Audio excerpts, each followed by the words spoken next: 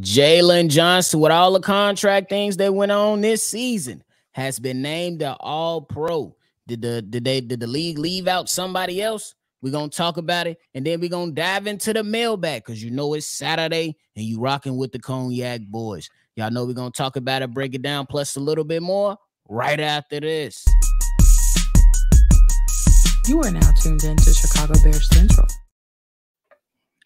All right, ladies and gentlemen, welcome back to another episode of Chicago Bears Central. I'm Bobby. I'm with C-Dubb. Make sure if you're tuning in with us today, you hit that like button, subscribe to the channel, and follow the show on all social media platforms at Chi Bears Central. C-Dubb, how you doing, my guy? And I'm feeling great, man. This offseason already been active as hell for the Chicago Bears, bro. It's definitely been active. But Jaylon Johnson was named as an All-Pro for the first time in his career. First and foremost, how you feeling about all that with Jaylon Johnson? Oh, congratulations to Jaylon Johnson. I definitely think he deserved it. This was his best season as a pro. One of the best seasons from this past NFL season between any players in the NFL. So congratulations to Justin Jones. I would just like to see it. Now we need to see this on a consistent basis each and every year. For sure. Definitely that you at least at the minimum want to see him, you know what I'm saying? At least getting some votes for that. Everybody can't make it, but I'm extremely happy for him. Definitely came into the season with some harsh criticism or some tough love, as I like to call it, because I believed he had the talent, but he just had to put up a little bit more and show us what he was really made of. I ain't gonna lie, C-Dubb.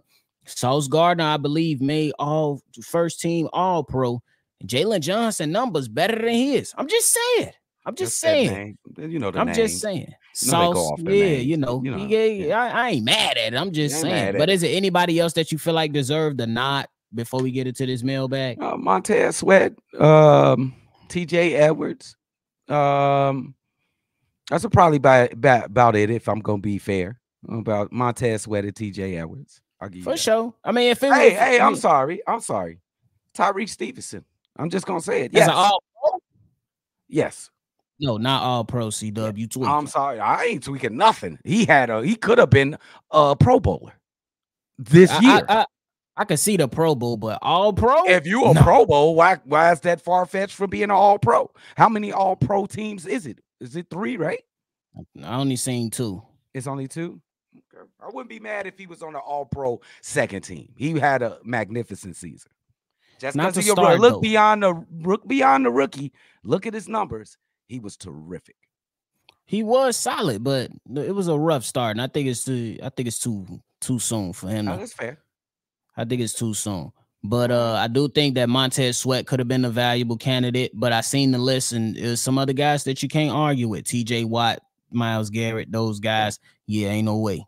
Ain't no way. Myles Garrett do basketball dribbles before he even go at people. It's scary and raw at the same time. It's scary as for real. And then I respect TJ Edwards, but I already knew he wouldn't be considered in any of that. You know what I'm saying? Yeah. Especially with they didn't even consider him to be a Pro Bowler. So yeah, he'll get his shot though. If he for sure. He still got more football left. And I also think that most of these guys look at team success or names, like you mentioned. But it is what it is. Shout out to Jaylon Johnson. Continue to do you, my guy. And we can't wait to see you sign that contract and be with the Chicago Bears and build this thing out for the foreseeable future. For sure. You ain't going nowhere. But hey, y'all let us know, man. How y'all feeling about Jaylon Johnson getting that All-Pro nod? Shout out to him. Now we jump into the mailbag. C-Dubb, this first voicemail is from a guy I'm going to call 901. Not 911, 901. Here it is. Hey, what up, my boys? Go Blue from the 901 area. First time calling, you hear me? In the words of Harbaugh before I get started, we did that. But anyway, man, I wanted to talk to y'all, man, about the off season. The term, to me, generational talent. Generational talent, to me, is not the quarterbacks, not the wide receivers, not the defensive backs, not the running backs, not the tight ends. It's the offensive line, man. Because you think about it, you got 6'7", 300-pounders with swift, light feet, that's a rarity. It's just like Shaquille O'Neal being 7'2", or however tall he was. He was a generational talent. And then you had George Mirison, who was 7'4", and he was straight trash. So to me, I think that we need to start looking into the interiors. Poe's going to piss a lot of people off if he drafts 2 linemen. That's going to piss a lot of people off. But in order for Justin Fields to have a decent, better year, he's the type, I believe, that he has to have protection. And I think we need to start looking into, and I understand we need receivers, but Peyton Manning made the mediocre receivers look like Hall of Famers. So it ain't got nothing to do with we had drafted David Terrell, and he was a first-round draft pick wide receiver, and he was a bust. So, hell, I would prefer getting 2 offensive linemen. I wouldn't even be mad at that thought. But, you know what I'm saying? So, if we go that route, I think, man, it's just like when Jerry Jones had drafted Travis Frederick, first-round center. Boy, they was mad. But at the end of the day, it made sense because he was building something. So I think that's where we need to go. So before I go, man, I want to say, man, Jaquan Brisker, I love him, but sometimes he needs to shut the hell up. He said that Green Bay ain't got no star, but they worked their ass like they were Hall of Fame. So, you know what I'm saying? He needs to just, I believe he's been around Eddie Jackson too long. He get where he talk, but ain't bagging it up. But, you know, in the words of all that, man, I want y'all to stay cool, baby. I'm gonna keep in touch with you. Love your show, man. So holla at your boy, 901 Go Blue. 901 Go Blue, baby. We did it. Shout out to the Big Blue Michigan Wolverines. You already know we celebrating, even though I'm a Bears fan, but the college team is Michigan. Go Big Blue. But on to it. I think that Jaquan Brisker can back it up, though. 901. I think that when you listen to the guys talk about the Green Bay game, I think it was mostly based on schematics. Simply because I forgot who said it, but it was one of the defensive backs that said we played soft. We didn't get up on the wide receivers of the Green Bay Packers and press them and put a little pressure on them. So I think that bodes true with the schematics. And then the other part with generational talents, I think you don't have to point to a specific position, but there are different makeups that make generational talent, like Marvin Harrison Jr. He can run just about every single route. He can go up and grab a ball that's in the air. He can catch a screen pass and take it for 50. He can do a lot of different things. That's why a lot of people believe that he's a generational talent. I don't think it's fair to just limit it to offensive linemen. C-Dubb, what you got? I think when you talk about generational talent, you're trying to say that the pressing need for the Chicago Bears is definitely the offensive line. And I think we 100% agree with you, but it is that generational talent. And I mean, there's no doubt he's the best. I think, I'm going to say myself, I ain't going to say no doubt. I think Marvin Harrison Jr. is the best football player in college football last season. And through all media, or I'll just say through myself, I think the Bears need to take a chance on this generational talent that is Marvin Harrison Jr. And when it comes to Jaquan Brisker, everybody make mistakes out there. I think he's fantastic. He's going to see a lot of Pro Bowls, and I understand what you say because we just got beat by the Green Bay Packers again 2 times in the season. But it will change, and I think Brisker has the right attitude. I don't want to change his attitude. For real. Definitely don't want to change his attitude, and you hope Matt Eberflus goes a little bit more aggressive when you playing against the Green Bay Packers. What the hell do you have to lose after you haven't beat them your entire tenure as the Bears head coach? Let's get it together. For sure. But thanks for calling in, though, Mr. 901. We're going to keep on moving, C-Dubb. This next one is from Jose. Hey, what's good? Hey, Bobby, Evo, and the rest of the crew. Much love from Puerto Rico. This is Jose.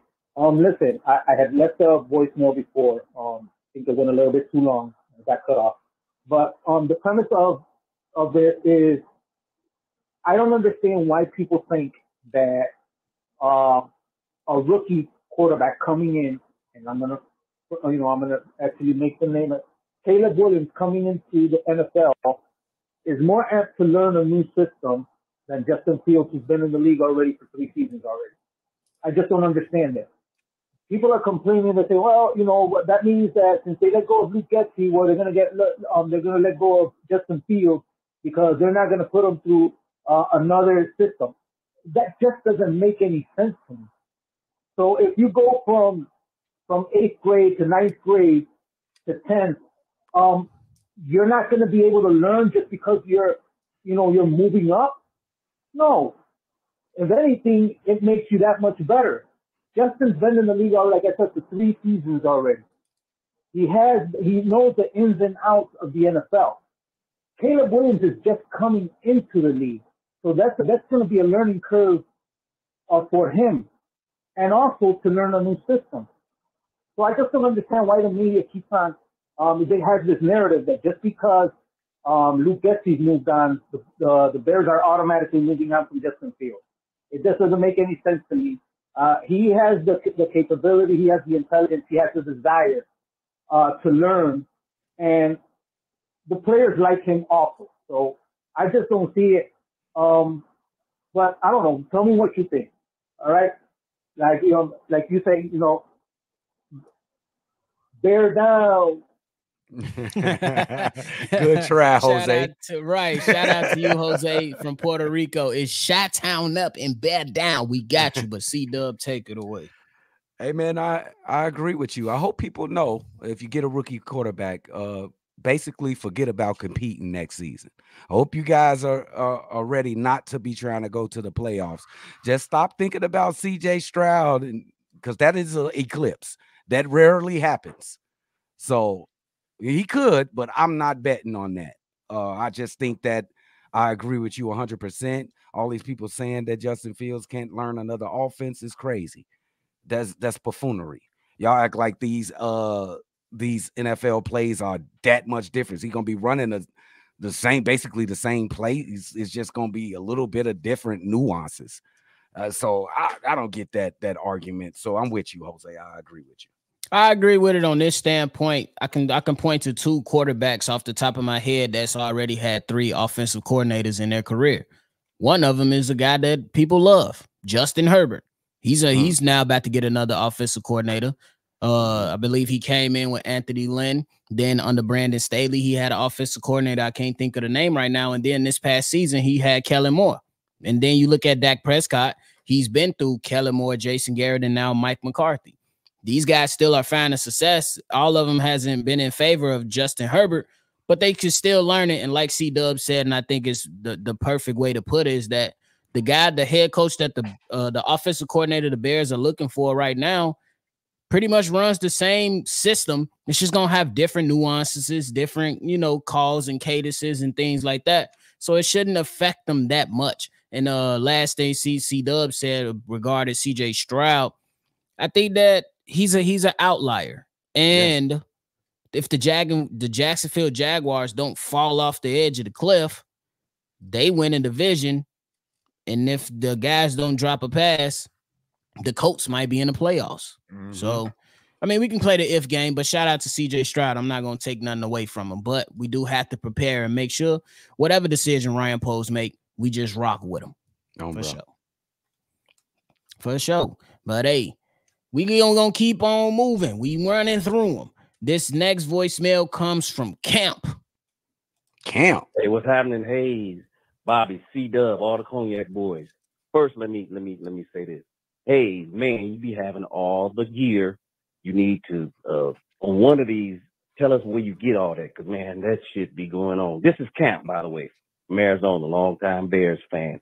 I just want to, I don't know if I'm making a point or asking a question, but first of all, this is a point. A lot of people talk about Caleb Williams and college and this and that, but they ignore the fact that it's college. Justin Fields had a hell of a college career. He was third in Heisman Trophy in 2019, and he split votes with Chase Young. That's first of all. And he took his team to the playoff 2 years. So you comparing that college, how they played in college it's no contest with Justin Fields. Now, people saying that Caleb Williams gonna come in and do this and do that. Maybe he will, but that's a big if. C.J. Stroud and his offensive coordinator both said that they simplified it and they made it very easy for him. So he was helped by a good offensive coordinator. Getsy and the last 2 years of coordinators and people around him have really hurt Justin Fields. The man was a passer in college. You got to give him a chance. Everybody want to move on so quick, and he's still only 24. So that's me. That's all the points I want to make in this camp, and love the show. And I forget the catchphrase. Chi-town up, bear down. Peace. What's wrong with y'all, bro? Why y'all keep forgetting the phrase, Joe? We've been saying it for the entire season. What are we doing, bro? But it's always gonna be those guys that come out of the draft from college, and a lot of people gonna hype them up. I don't know what Bryce Young is gonna be, but people told me that they would have taken Bryce Young over Justin Fields last year. I don't think so. But then we also forget about how hyped Jamarcus Russell was when he came out of college out of LSU. Didn't turn out so well. Johnny Manziel, Mr. Money Man, didn't turn out so well. Zach Wilson, the guy that a lot of people told us was better than Justin Fields, even though he had a better college career than this guy. Didn't turn out so well. We don't know what's going to be the end-all be-all for Zach Wilson, but as of right now, he looked like he's going to be moving on to a new team. So the thing is, what happens in college that stands out to me when it comes to Caleb Williams that I have to consider. He has all the talent in the world, but I have to consider his games versus top 25 teams. When it was the lights were the brightest, where were you? What did you do? I have to take all those things into account. I know Justin Fields had that capability to beat Clemson with a jacked up rib. I know that much. And Caleb Williams against Notre Dame got stumped. I'm just saying. Yep. And I'm going to just say this. I'm going to tell you like this because Nephew just stated it so perfectly. Justin Fields is going to be very, very good regardless if he's with the Chicago Bears or not. So I want him to be good and great with the Chicago Bears. Let's just get some common sense in the coaching room. Some weapons on the field for Justin Fields. I ain't saying he was devoid of weapons this past season, but some more weapons on the field with him. And let's just see what he do. Let's just see. Yeah, definitely. Let's see what's going to happen. Let's see what the OC has in plan. And let's see if the decision is to even stick with Justin Fields. We don't know yet. We don't know. But thanks for calling in, Camp. And make sure y'all get it together. It's Chicago up and bear down, ladies and gentlemen. Let's get it together. Weekend, bro. But C-Dubb, we got a guy we ain't heard from in a minute. Who that? Barry. My man, Barry, where you been, boy? Barry is on the line. Here's the voicemail. Hey, it's Bobby C-Dubb. Hey, it's Barry here. Sorry, fellas, I've been MIA for a few weeks. I got a few things going on. I started a new job. I got a baby due any day now. And also, fellas, this past week, I've got these fucking woodpeckers attacking the side of my house, fellas. I had to go out and get a BB gun because it turns out for a pellet gun, you got to have a FOID card in the state of Illinois. So I had to go get a Daisy Red Ryder BB gun, try to shoot these fucking woodpeckers, fellas, because they're destroying my house. So anyway, these fucking woodpeckers, that's not your problem. Fellas, I want to talk about the Bears retaining Matt Eberflus and how fucking sickening this is to me. I mean, you had a real chance here, fellas, to take this young up-and-coming roster and give a guy like Jim Harbaugh the reins, or Mike Vrabel, or Ben Johnson, whoever. They had a real chance to do something here, fellas. And once again, for the McCaskey family, not good enough is good enough. I mean, I thought for sure after they got ass ran by the Packers to close out the season, failed chance to knock them out of the playoffs, that they would say, okay, we are sick and tired of the embarrassment, and we're going to make some upgrades around here. And what do they do, fellas? They roll fucking Flus right back out there, fellas. Who are they going to attract for an OC, fellas, with a lame duck coach and probably a rookie quarterback? It's not going to fucking happen. You're going to get some asshat quarterback coach from New York or something like that. I'm fucking sick of it, fellas. It's enough to make me want to quit. If I didn't love this team, I probably would. But I'm a fucking sicko, fellas. I'm a glutton for punishment, and misery loves company, and I guess that's why we're Bears fans. So, fellas, I'm going to stay optimistic, even though I'm not So, yeah, give me your thoughts. I fuck the Flus, fellas, until proven otherwise. So, Chicago up, but Bay down. And fellas, I'm going to do a Barry's draft wish list series of, not the top prospects, but guys in the second, third, fourth round. I'm going to be calling in and talking about it. So, yeah, we'll have some off-season shit. So, Chicago up, but Bay down. For sure. Shout out to Barry. Thanks for calling in, my guy. C-Dubb, take it away. This flu situation is very infamous in the Chicago fandom right now. A lot of people are saying Eberflus is supposed to be his ass up out of here, but you guys have to take your emotions out, like my nephew said. Look at the things that he succeeded at. I know it seems minimal, but the Bears have won double the games. The defense is a playoff defense. I'll just say it like that. I ain't going to throw a whole bunch of badges and accomplishments on this defense. It's a playoff defense. This team continued to play for this kid through this coach, through all this turmoil. You got to give it to him. And I think that it deserves, at the very least, the first half of the season next season. I agree. You got to look at the Matt Eberflus situation as for what it is. He has improved, basically for the record, and like some of the wins were solid wins. Like, the win against Detroit, even though we should have beat them twice, solid win. And Atlanta was complete dominance. So that's just to name a few. And then I also think that with all the names that's being thrown around right now with the OCs, Shane Waldron, Clint Kubiak, and now they looking at a guy from Kentucky, the University of Kentucky, who was an offensive coordinator with the Rams before he went to the University of Kentucky.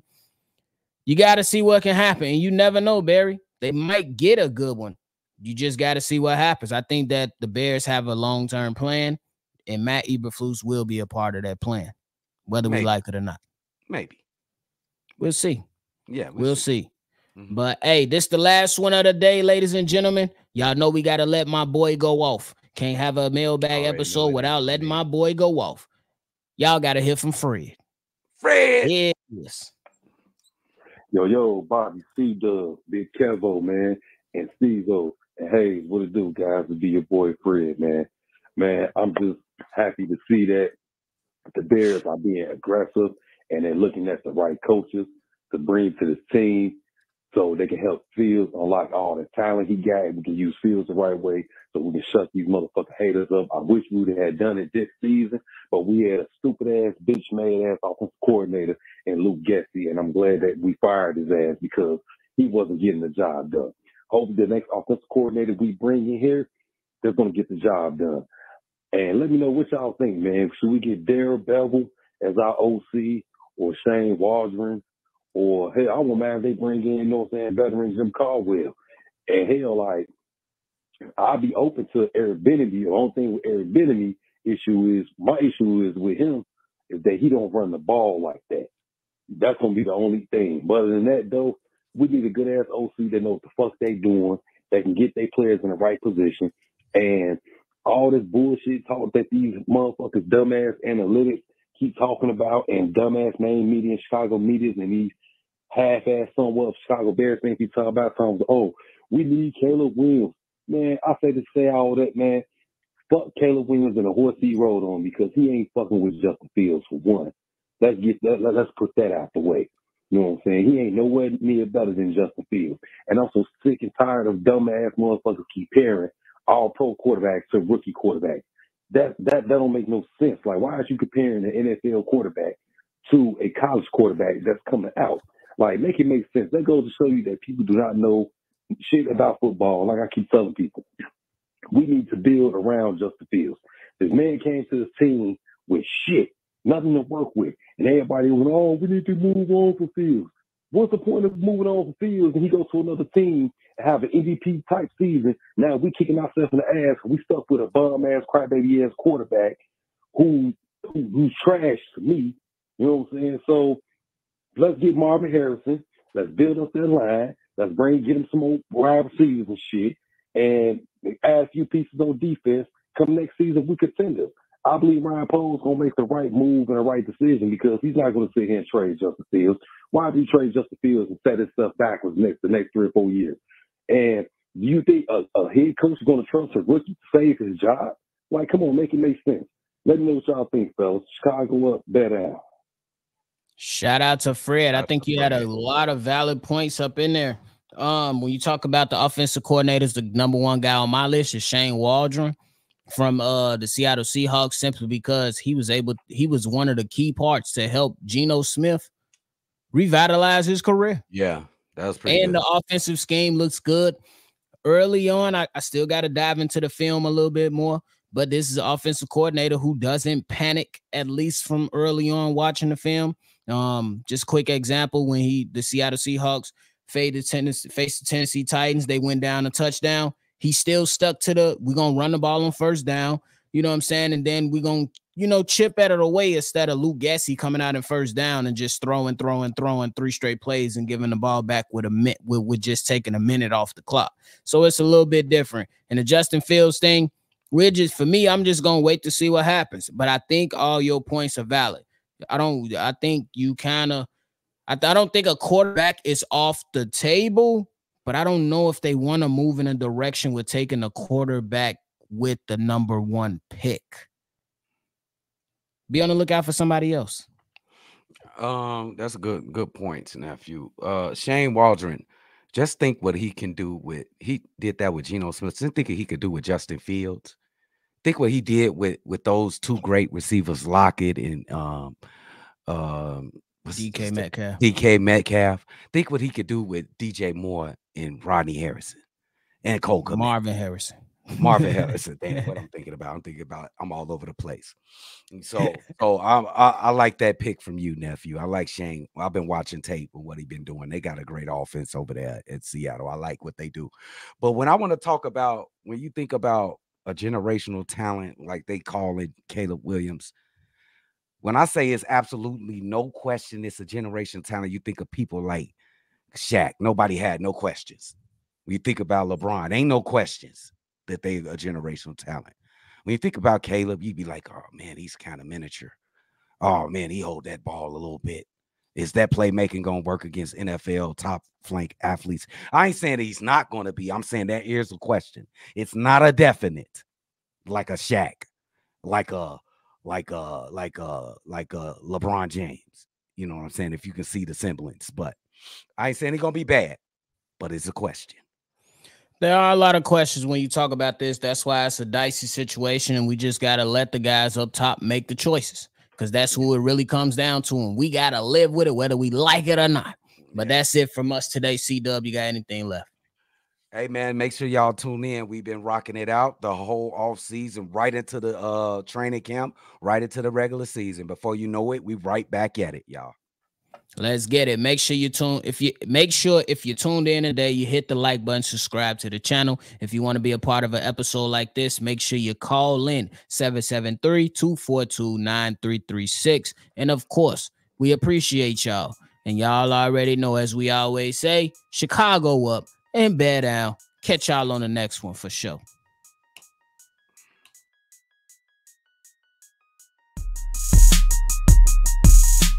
This has been a presentation of the Break Media.